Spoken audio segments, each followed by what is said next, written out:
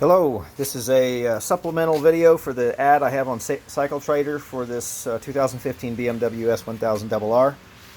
Talk about the bike's history and point out a few of the things that I show photos of. I just want to give you as much detail as I can. The bike was I purchased it new in 2015 specifically for the track, so I went through the prescribed run-in period, 600 miles, did about 650 miles on the roads. Exactly as BMW recommends. Took it back to the dealership. We went through that service, and then I made it ready for track, which means I took off all of the OEM components for the street, which you will get with the bike if you purchase it. The mirrors, the horn, side stand, rear set, or the pegs for the passenger or pillion. All of those components are with the bike, as well as the original rear sets. I have Lighttech, very nice rear sets on there now. You'll get those.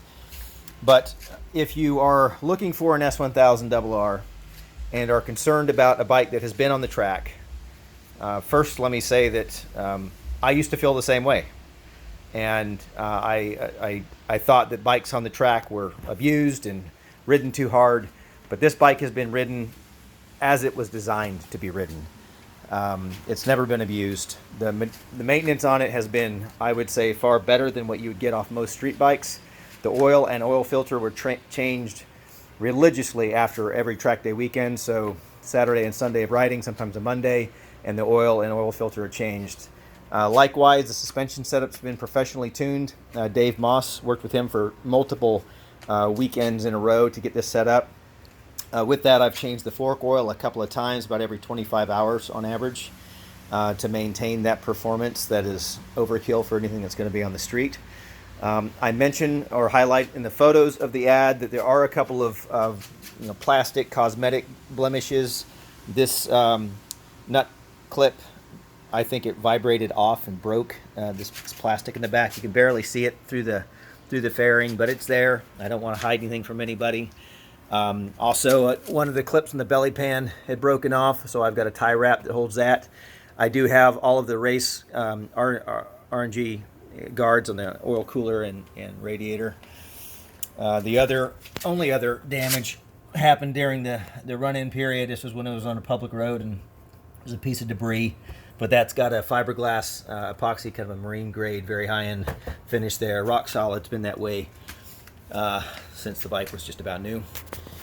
Other than that, the paint is in, I would say, perfect condition. The bike is mechanically perfect. It rides extremely well, and I truly love this machine. It is amazing. This is the 5th BMW that I've owned, so I do know how to maintain them, and I've done that very carefully on this. I'll start it quickly. I'm not going to let it run long enough to bring it up to temperature to start revving it and everything.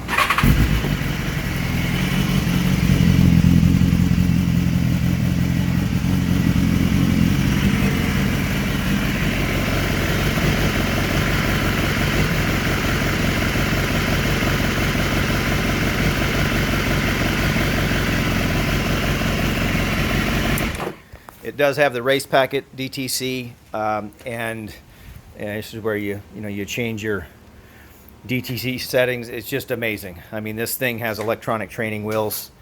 If you're new to a sport bike, a lot of people say never get a leader bike. I'll be honest, this was my first sport bike.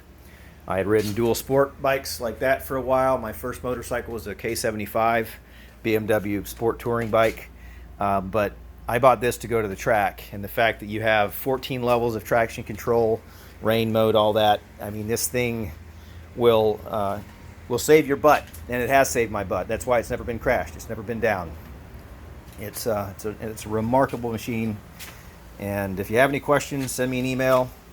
I can talk you through more detail, about the aftermarket parts I've got on it to make it perform, or at least I'll say fit as it does. I haven't really changed anything performance-wise on the machine. Still got the stock exhaust. That's one reason why I'm running the original OEM fairings. Is at the time I was really heavy into the track stuff. To get an aftermarket exhaust, you have to spend the money to get the aftermarket plastic, the race plastics, which would have been better because, again, I think that's one reason this thing vibrated off. But anyway, I never pulled the trigger on that because from a performance standpoint, I mean, you've got every bit of 199 horse to the rear wheel. I've talked to some people that anecdotally they've dynoed their machines. They tell me that they're in excess of 200 horsepower at the rear wheel stock. People who've gone and done other things to the engines obviously get more, but I just don't think it's necessary unless you're truly racing this thing to win. But I rode in the advanced group with a couple of different track clubs, you know, N2 and Sport Bike Track Time.